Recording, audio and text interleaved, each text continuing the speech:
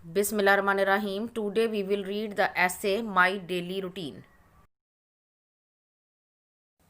I get up early in the morning. I wash my hands and face and go to mosque to offer namaz. Then I go for a walk and take exercise. I come home after an hour. I take breakfast and go to school.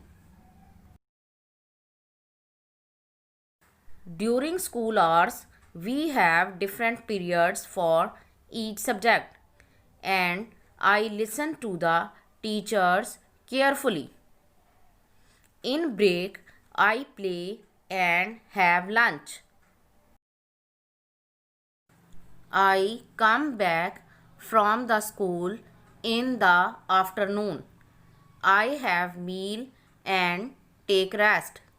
In the evening, I watch TV as part of recreation and let myself enjoy the delicious food. Sometimes I play with my friends in the garden. After that, I do my homework.